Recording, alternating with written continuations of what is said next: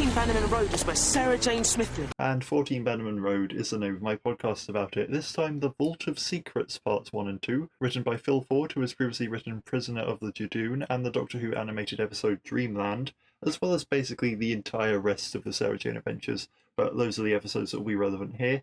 It's directed by Joss Agnew, with Part 1 first broadcast on the 18th of October 2010, and Part 2 first broadcast on the 19th of October 2010. If you're listening to this on the intended time of release, Part 1 first broadcast exactly 11 years ago today.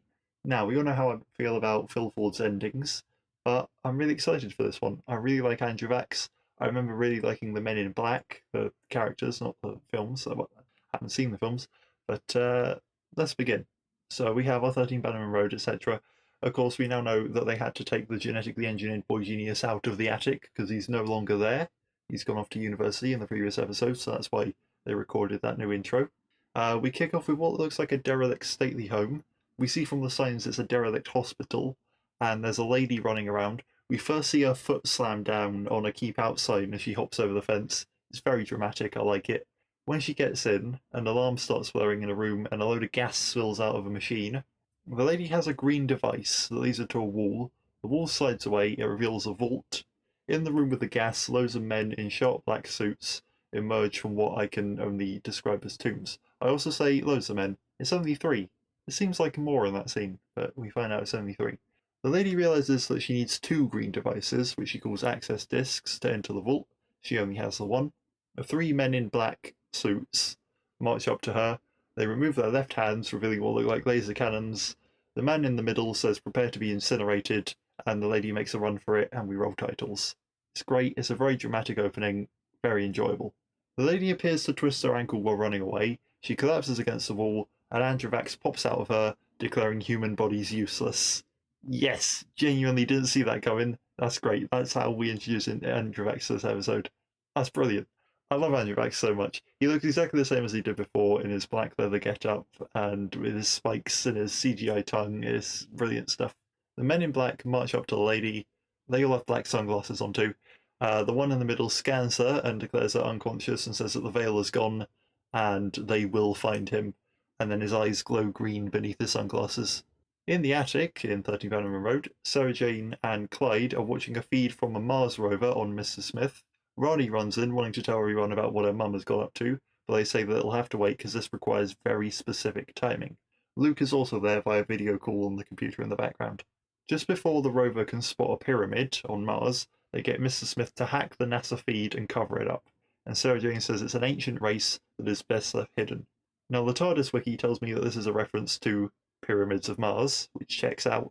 I must confess I haven't seen it. I really haven't seen a lot of old Who. If I recall correctly, the Ice Warriors are meant to be from Mars, so I was going to hazard a guess that that's the race that they were trying to keep hidden, but after looking it up, it is in fact the last of the Asirans. So, it just seems to me more than one race from Mars. Fair enough. I do like this scene a lot. I like seeing them doing stuff, just alien stuff, like, sometimes in the background we cover up a pyramid that's on Mars, and it's not really enough for a whole story, but we just slot it in here.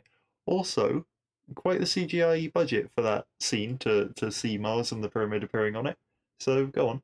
Clyde also says that Luke's uni friends living off beans and curry must be like living with Celine, and I didn't realise till just now that he's making a reference to the farting. I thought he was making a reference to the Celine blatherine and all the food that they wolf down, but no, it's specific food that would cause a lot of flatulence. Fair enough.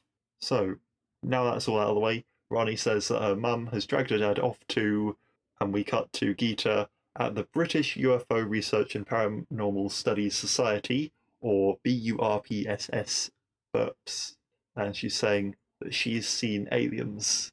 We're actually getting consequences of her seeing the aliens. What an episode! She says that they were like rhino men, and there was another one who was like a lizard man, and we get flashbacks to Prisoner of the Judoon, and so I guess it makes sense that to get the consequences of the last Andrew Vax episode, we're going to get them in the episode where you bring Andrew Vax back. Yes, fair enough. The members of the society, which just seems to be a ragtag group of folk in a hall, all look unconvinced, which is a little bit weird. We'll see as it goes along. So Geeta tries to get Haresh to back her up, and Haresh looks like he would rather be dead right now. He would rather be dead than in this hall with all these people going, I saw aliens. Um, Even though Haresh did see aliens. So Geeta gives out her card for a flower shop, and she says that she saw the ad in the paper when she was putting her ad in there. And the leader of the group, who we find is called Ocean Waters, says that she just sort of goes on about some stuff, and it culminates in her saying that at burps, we believe you should let it all out. And so Haresh laughs, Geeta hits him. We are firmly into Moffat Who now. We've already had a series of it, and in fact that might be relevant to this plot point actually in the whole I've seen aliens thing. Turns out it's not really, but play along for now. We'll get there. Um, but this feels like such a Davies Who thing. Ocean Waters and a comedically group name of have comedically named group of people who all believe that they've seen aliens. I mean, the first story of New Who, I think, had a guy who was hunting down the Doctor, and the Doctor like slipped a virus in and essentially wiped all the data on him. But they suddenly seem a lot more accepting of Geeta's story, actually. So maybe I just misread them before. Geeta and Haresh drive home, and Haresh says, yes, I'm not denying I did see aliens, but it was a one off. They're not coming back, and I don't want to join a society about it with a bunch of dorks. That's not a literal quote, but it's implied. He doesn't want to be with all these people. Which is when Geeta spots Androvax run into Sarah Jane's drive. So she gets out of the car, grabs a tire iron from the boot, gives it to Haresh, and tells him to go and look while she locks herself inside the car. Haresh does see a bit of rustling in the bushes, so we get a bit of tension building up where I anticipate Androvax jumping out and possessing him, but then it is diffused when the gang come out of the house and they ask what he's up to brandishing this tire iron on the driveway. He explains that Geeta thought she saw something, but she's probably just got the idea in her head from the society meeting, and so he leaves, but not before saying to Rani that there's macaroni cheese for tea. Now, while this has been happening, Rani has noticed a bit of rustling. So when Haresh mentions the tea, she says that's great, and Clyde is surprised because he thought that she hated her dad's macaroni cheese. She is very insistent that they go and use Mr. Smith to make sure that there's no threat around, but Sarah Jane has cottoned on already, scans Rani here with a watch, and reveals that Androvax has taken her over. So Androvax Rani runs inside, locks the door, makes his way up to the attic. Sarah Jane sonics the door and gets in. I thought the sonic devices didn't work on wood. That door looks pretty wooden to me. So, I don't know, maybe it's better to have a lipstick in your arsenal than a screwdriver. Maybe the lock is metal and it's picky like that, and it only doesn't work on actual wooden things, but the metal things inside the wood. But I don't know. I can't remember exactly what we've seen before. But we get a Mr. Smith, I need you from Androvax Rani, and he says, Mrs. Smith says, oh, Rani, you're not yourself. And Androvax Rani says that he's just annoying as last time. Now, Androvax Sarah Jane in the last episode was very good. Androvax Rani is a bit more comedic, but it's quite endearing. It's quite cute seeing Anji Mahindra playing the evil role. So the gang come in, and Androvax Rani says that he doesn't mean them any harm, and lets Rani go. And he says he just needs their help, and that he's let Rani go as a token of his integrity. Now we can see that he's breathless, he is struggling. Sarah Jane gets Mr. Smith to put him in a containment vortex, like with Mrs. Wormwood, because the whole being a genocidal alien known for having tricks up his sleeve kind of thing.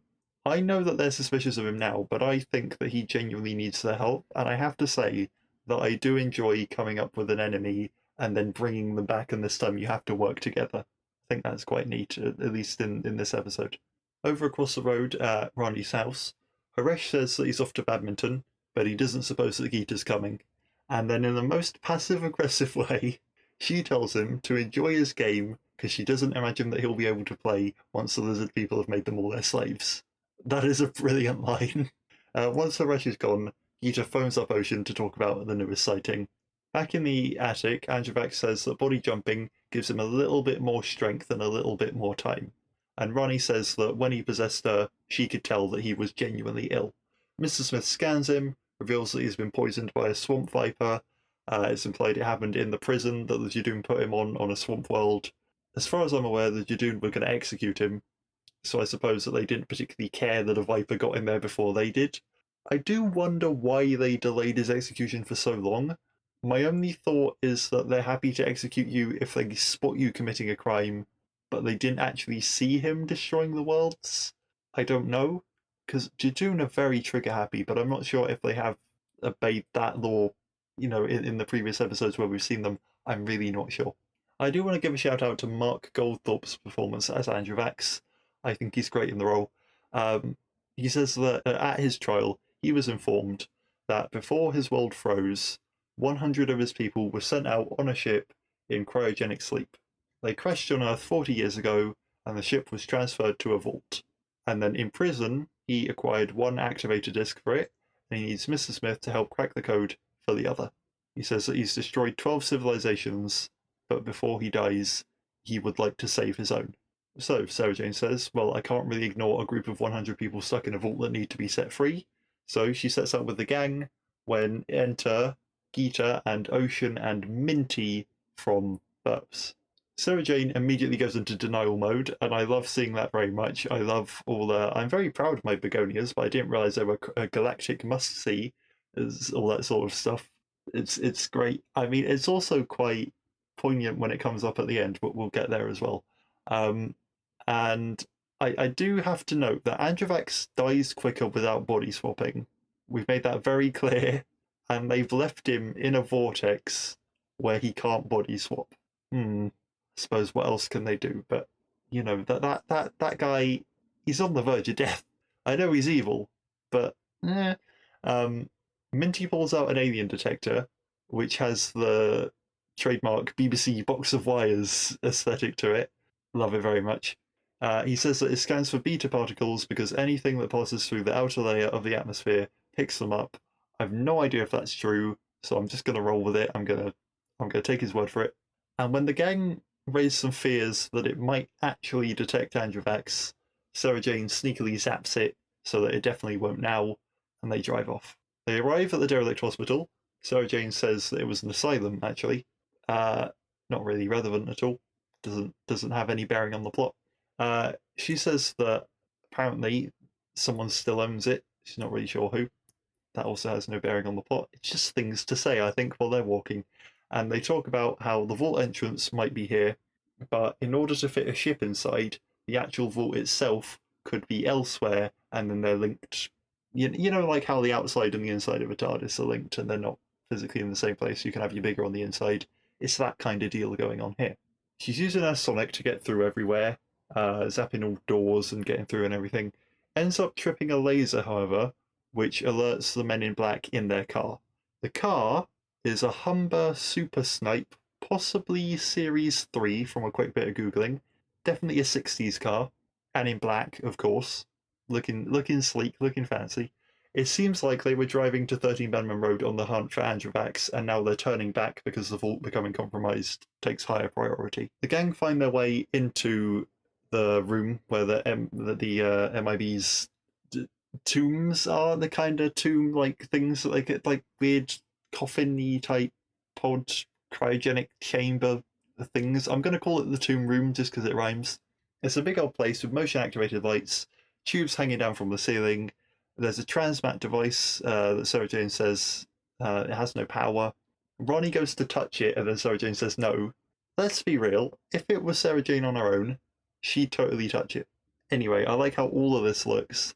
I love the design of the tomb things, now that we see them up close. They are conceivably kind of 50s, 60s idea of alien tech. Just they kind of look like old fridges in a way, but they're just great.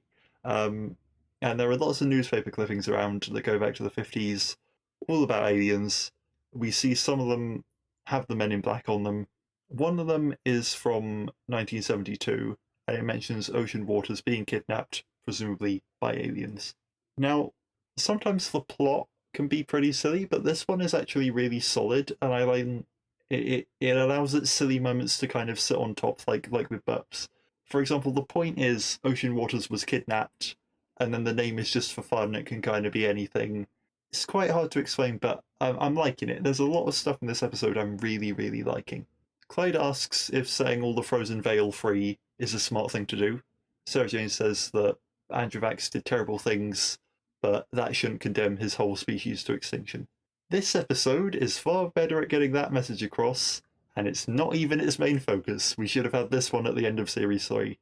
Enter Men in Black. Now they are all business. The one in the middle says his name is Dread, Mr. Dread, and scans them and declares the Vale is not among them, and he says that he's here for the disc. Sarah Jane refuses to hand it over, so they say, prepare to be incinerated. His voice is very monotone, just prepare to be incinerated. And they remove their hands, they get out the cannons, they fire green energy that narrowly misses and it leaves sparks and smoke when it hits the walls. Sarah Jane tries to sonic them, but it doesn't work, so the gang do the old Doctor Who classic of run the hell away, which transforms into driving the hell away, and the Men in Black don't pursue, as Dredd says that if they have only one disc, they're irrelevant. Back at 13 Bannerman Road, the gang says that Androvax, who's now sitting on the floor, he could have given them a bit of a heads up about the androids in black suits. Mr. Smith chimes in that they sound like agents of the Alliance of Shades. Now we get a bit of exposition that the Alliance of Shades was an alien initiative to keep humanity in the dark about aliens, and between 1953 and 1972, they used the android Men in Black to wipe folks' memories where necessary and dispose of off-world debris. All I can think right now is, damn, nobody trademarked Men in Black, apparently. Is it too generic? Are you not allowed to trademark it? I don't know, but I do like that Doctor Who gets to have its Men in Black thing going on. Of course, they are seen in the animated episode Dreamland, dealing with the whole Area 51 stuff. It's very nice to see them transition from animation to live action. That is cool. I like it a lot. The Men in Black are cool. I like the world building of secret alien organization going on. It's just all very cool. They look very sleek. I like it. So Sarah Jane says, well, they didn't so much dispose of off-world debris as just kind of shove it in a big vault. And Rani points out that they were shut down in 1972, which is the same year that Ocean Waters was abducted. Now they say the Men in Black, they go around wiping people's memories, so if they wiped her memory, they're not really going to get anything out of her. But Androvax says that when he possesses folk, he can get around that, he can overcome that. Now if he can overcome that, why wasn't he more sneaky about the macaroni cheese and knowing that Rani didn't like it if he can see everyone's memories, like all of them? I'm going to take this as a hint that Androvax is really struggling due to the poison rather than a plot hole, but you never know. Sarah Jane offers herself up to transport Androvax to go and meet Ocean, but Clyde says if it all goes wrong, they'd rather have Sarah Jane available to sort it out, so he gets possessed instead. I mean, look at him stepping up. Go Clyde. That's very kind of him and very selfless. The gang go round to Ocean's house, and when Sarah Jane brings up the Men in Black and Mr. Dread, she is overjoyed that someone else has seen him and that she has some proof that he exists and she's not mad. She says that when she tries to remember what happened, all she can see is a bright green light, but she remembers Dread's face, and she founded burps to try and find someone else who has seen him. Just then, her necklace starts beeping, and she reveals that it's the other activator disc. And Sarah Jane says that when Dread wiped her memory, it seems that he left the disc with her for safekeeping. Androvax Clyde is practically salivating in the background. He then lunges forward, grabs both Ocean's and Sarah Jane's discs, just as Dread kicks down the door with a prepare to be incinerated, and we roll credits. Now, I feel like I was holding out for them to mention it in part 2, but they don't actually, so I'll mention it here. At the end of Series 5 of Doctor Who, the Doctor reboots the universe, which undoes the aliens becoming more and more common knowledge thing, which I kind of feel undoes quite a lot of what Russell T Davies was working towards. But I mean, Russell T Davies kind of also brought the Time Lords back a bit, kind of, and then Moffat kind of got rid of them, but kind of brought them back, and then Chibnall went and like destroyed them again, and like everyone just kind of contradicts each other in Doctor Who. That's kind of how the show works, and it's not great for long-term cohesiveness, but you do get your kind of set eras. But so we're in a new era now. We're in the Moffat era. But I thought, oh well, maybe that's going to play more into burps and aliens are not common knowledge, and so the fact that they've even seen aliens at all is very weird. But it's only kind of possibly slightly implied in this episode. It doesn't really deal with that quite as much as I'd have, not in any explicit way. Anyway, we kick off part 2 now with, I'm sure you can imagine, 13 Bannerman Road, and then the previously on, and then the titles, as always. Sarah Jane asks Dredd why he wants to take the discs. They say that they just want to help some innocent folks. Why can't he allow that? And he says that if the ship is fired up, then its engines will, or its star drive or whatever it is, will mess with the equilibrium in the vault and end up tearing the Earth apart or something.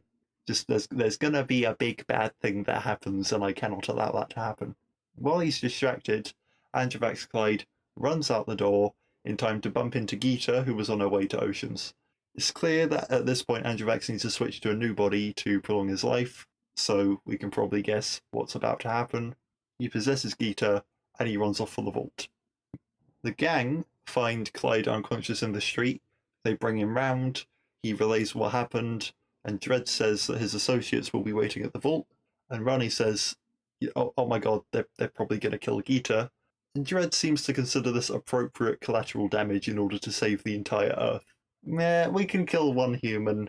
It's fine. We've saved multiple billion, so it's kind of okay. Ocean says, I tell you what, I think I need to call a meeting. The gang get in Sarah Jane's car and they head after Androvax Geeta. Dredd does the same in his car. They both end up stuck in the same traffic, so Sarah Jane is able to zap Dredd's car with her sonic, which allows her to overtake him. As they drive off, you can just about see Clyde making the loser sign through the back window of the car. It's very small and very easy to miss, but I think it's brilliant. Now, the guy in the van behind Dredd is honking his horn and shouting, apparently oblivious to all the smoke that is pouring out of the car ahead of him. Dredd walks up to his van, and the guy now seems to actually open his eyes and comment that Dredd ought to get a new motor. So, Dredd rips the van door off and says, "Thank you, I'll take this one," and the guy flees. Brilliant. It's just a great mix of sci-fi, of like, oh hey look, here's an android doing this, and also comedy, entertaining kids show. It's brilliant. This is a great episode. I love it very much. Now the gang pull up at the hospital. They see that Geeta's van is there already, and they decide that the best way to actually locate the vault is to split up, with Clyde and Ronnie going in one group, Sarah Jane on her own. Ronnie is saying to Clyde that she thought that it was funny pretending to her parents that they didn't know about aliens, but maybe if she'd have come clean, then her mum wouldn't be in danger, which is a fair worry to have. Now I think that Clyde is going to counter this with the equally fair idea that they were doing what they thought was best at the time, with all the information that they had at the time. But instead, he doesn't really say that. He goes off on one about fate. But the reason he does that is because it's a setup for them to end up awkwardly holding hands and then regret it. So I'll let him off. And Clyde's facial expression of regret is beautiful. But, it's all this hint and the slow burn of them building up to finally dating. It's a neat little moment. Now, they're interrupted by Mr. I don't know, Sorrow or something. So there are 3 men in black. Mr. Dredd is like the leader, but the 2 guys on the side never named. Now, I think in Dreamland, there are ones that are named as Mr. Fear and Mr. Apprehension, I think, something like that. Don't quote me on that. But I don't think they're the same, because I think one of them is blonde. But also I think Mr. Dredd looks different, so he could have been rebuilt. Because he was destroyed at some point or something. I don't know. Either way, in this episode, the only one who is named is Dredd. So I am jokingly referring to one who isn't Dredd as Mr. Sorrow. But that's not canonical. So they duck round a corner from him. And Androvax Geeta bursts through the door in pain, sees this man in black, runs the other way, pursued by him. Clyde and Rani then follow after them. Now, they bowl something, I'm not 100% sure what it is, at the Man in Black's feet, knocking him over and allowing them to pick up Androvax Gita and run out of the room with him. Meanwhile, Sarah Jane has uncovered the vault door. She is surprised by Mr. Dread, who appears behind her, and then she tries to crack a joke and asks if he called out the AA to fix his car, or in his case, that would be the Androids Association.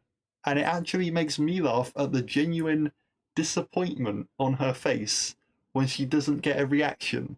I mean, what was she expecting? But I love her so much. I love that she thinks that this is the appropriate time for it. Now, Dredd says that the Alliance of Shades was disbanded and he was reassigned to be a guardian of the vault, but now he's been reactivated. He still has to hide the existence of aliens from Earth. Sarah Jane has alien tech, so it needs to be confiscated and she must be processed. He grabs her arm and he goes to remove his glasses, but she just untwists his hand, which is still attached to her sleeve, and runs off. Rani can see that Androvax Gita is struggling, so she offers up herself. She says that he can take her if he lets her mum go. And he does, and Rani slams some kind of trolley into him before he can get close to her, trapping him against the wall, and Clyde and Rani take Gita and they run, with Gita recognising Androvax again. Now, there's a bit of inconsistency here about who falls unconscious when Androvax evacuates their body and who doesn't, but, well. He tries to pursue, but he's very weak. Rani tells Gita that Sarah Jane and everyone knows about heliums. Yes, they're real. Clyde says, okay, true. Probably now's not really the time to go into it, though. And then they get pursued by the final Man in Black, Mr. I don't know, Depression, and they round a corner to a dead end. Clyde then offers himself up as a decoy, again very selfless of him. Sarah Jane manages to finally rip Dredd's hand off her sleeve and she chucks it away, only to bump into Androvax. She grabs a mop, holds him at bay. Clyde has now run into another Man in Black, the one he knocked over earlier, the one I'm calling Sorrow, and so he finds himself stuck between the two who aren't Dredd. He finds himself stuck between, inverted commas, Sorrow and, inverted commas, Depression. Just as they're about to fire at him, he dives out of the way, leading to them firing on each other and blowing themselves up. Because, of course, you got to do something crazy dramatic like that. There's even a bit of kind of slow-mo of him diving out of the way, but they don't really have a high-speed camera for it, so it's just run at like half the amount of frames per second or something. So it doesn't really look great, but they've tried to do something like that. Now I'll let that go here, because these androids, the impression you get from them is that they can be very dangerous, sure, but their aim isn't all that good. They're a bit kind of all talk about, oh, look at this great processor that I've got, oh, my skeleton is made out of whatever, but really they're a bit idiotic, and so they can make that kind of mistake. Now, the same sort of thing occurred in an episode with the 13th Doctor, where there were some enemies that were established to be a real genuine threat, and then ended up getting caught in a crossfire that was very idiotic for them. But here, I like the Men in Black mentioning that, oh, we're really super hyper clever, and then still end up quite idiotic and end up blowing themselves up. It's entertaining. It's a different vibe that they're going for, and it works here. Clyde then does slightly ruin the moment when he can't resist picking up some smouldering sunglasses and saying hasta la vista. Now, Androvax, I know I've said that he's on the verge of death throughout this entire episode, but he is seconds away here. Sarah Jane says that she was going to help him anyway. He didn't need to take over Gita, but he says, no, you're not going to help me, because the rebirth of my civilization, you know now, means the death of yours. And she agrees, okay, yeah, fair enough, fair point, I can't let you do that. Dredd's hand makes its way back to him, and I can't tell if it's a real hand and they've done some VFX work to remove the arm, or if they've built an animatronic. I don't think it's entirely CG, but I can't tell what it is. Either way, it looks great. It looks really, really great. Ronnie and Gita run into Dredd. He scans them. He declares that the Veil energy is gone, so, you know, I'm not going to incinerate you. I am, however, going to take you prisoner. Clyde just watches this through the window. back to Androvax and Sarah Jane. Androvax seems to be coming to terms with the fact that he's going to die. His civilization is not going to be saved. And he says to Sarah Jane, well, I wish you could have seen it. And she says that it must be painful to be the last of your kind, which, of course, we know that the Doctor, at least at this point, believes himself to be the last of his kind. Well, he met the Master and everything, but, the Master then died, he sacrificed himself, and there's a whole... The Doctor, it's a thing, if you know Doctor Who, you point at it and you go, a little Doctor Who reference. But she says that what he did, destroying 12 planets, was still futile and wrong, and she thought that he could see that now, but he was still prepared to destroy Earth to bring his people back. So he hasn't really learned, and he says, well, I'll be among them now. And he seemingly dies. And Sarah Jane is almost brought to tears, but it's all a ruse to get her to let her guard down, and he ends up possessing her. Dread takes Rani and Geeta down to the tomb room, and Geeta says, hey, I know what happens when aliens get their hands on humans. I know all about the probing and the implanting and such. And Dread says, well, I'm an android, actually. I've got no interest in any of that. But he basically reveals that he's going to use them as bait to lure Androvax down there, knowing that he needs bodies to stay alive. They ask what happens if he finds the vault first, and he says, well, that's what my associates are for. Clyde runs in, like, oh, well, about that, and then shoves Dread into one of the tomb things, and he, along with Rani and Geeta, seal him in. The gang meet up with Androvax Sarah Jane by the vault, who says that the venom took Androvax. Oh, what a shame it was. And then they ask, well, okay, why are you going to open the vault then? And he says, well, if we can save even just 2 of the Veil, then Mr. Smith can arrange for a passing ship to take them somewhere, and they might have a kid, and at least the species can live on for a little bit, so there's no need to actually start the engines. I would like to extend this point to say that there's no need to start the engines at all. Why not save all 100 like that? Now, this is obviously an Androvax plan, and it's all kind of trying to just get access to the vault and just kind of divert, a bit of misdirection and everything. But why? It's actually a good plan that you've got here. Just leave the ship and save as many people as you can. Now, the vault opens up, and the CGI budget for this episode must be through the roof, as we see a huge hangar-type area full of different spaceships. Geeta can hardly believe it. It is pretty damn cool. Clyde asks how they all got in there. They can't just get through this vault door. Can't bring him into the hospital. They can't bring a spaceship into the hospital. And Rani remembers the transmat device. Oh yeah, I thought that was a neat little... Yeah, I kind of just thought, oh, there's a transmat device, that's neat, got no power, whatever, move on. But yeah, it's Chekhov's transmat device. We're referring back to it. It's really neat. I like that.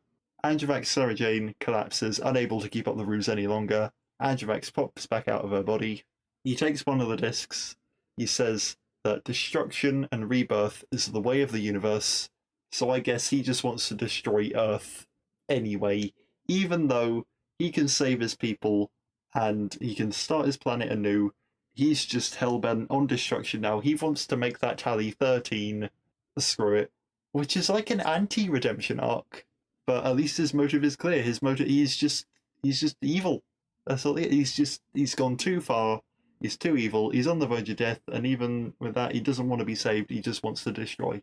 He closes the vault from the inside, and he goes to his ship. The gang and Geeta on the outside say, well, our only chance now is Dread, so they run off to go and get him. Everything starts to shake as Androvax starts the engines. Sarah Jane zaps Dread's tombbox coffin cryopod thing, and then she zaps him to wake him up. So you can't deactivate one with a sonic lipstick, but you can activate one. Interesting.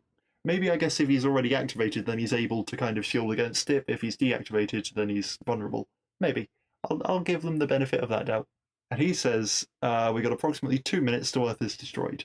Fun. Love a good countdown, don't they? They love a good drama countdown. It's great. It's great to watch this again. The gang say to him that if he used the transmat device to get the ship in, maybe, possibly, could you please, we're running out of time, use the transmat device to beam it back out into space where it won't tear Earth apart. He says, theoretically, yes, but it was deactivated in 1972. It's got no power source. And they say, what about you? You could be the power source. If you were made to protect Earth from aliens, then this is literally what you were built for.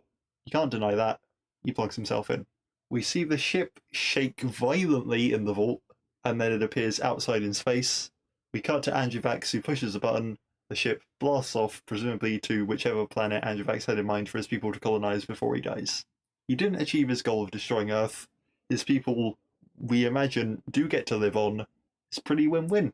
And he is in such bad shape that I can't imagine that we're going to see him again. Dredd says that his energy is critical.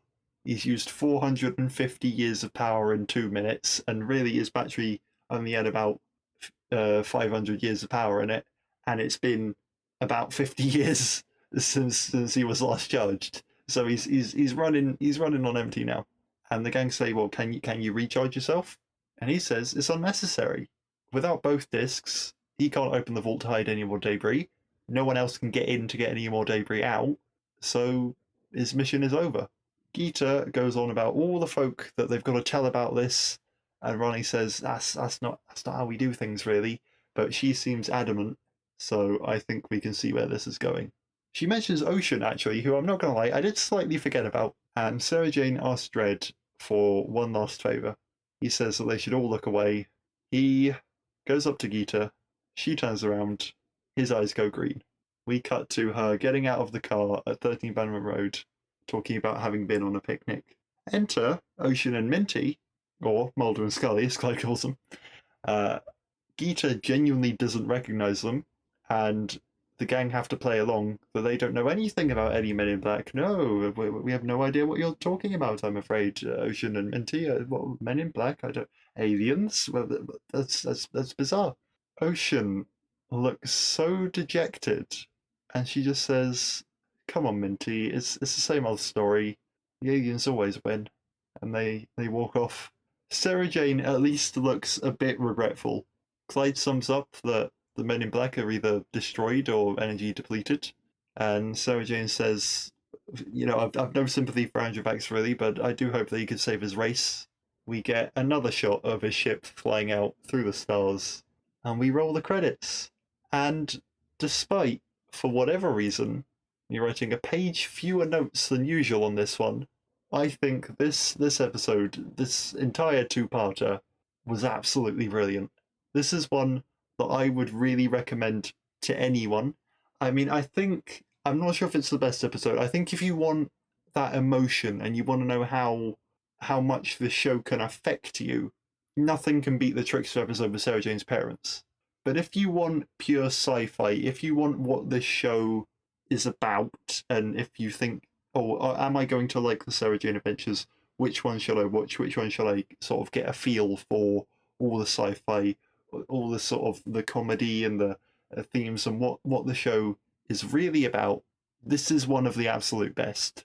Genuinely, I say to you, if you haven't seen it, I know I've gone through and I've spoiled it and I've told you all what happens, but it's never as good as watching the whole thing, is it? Go and watch this one. It's Phil Ford in his prime. It's one of the rare instances where he's got a solid ending in there. It's brilliant. It's brilliant. I'm very, very happy to have watched it. I was very entertained. I can't wait for the next one. And of course, we get our next time. And, well, in the next one, Unit here to say that the Doctor's dead. Also, there are some large vultures. So I'll see you then.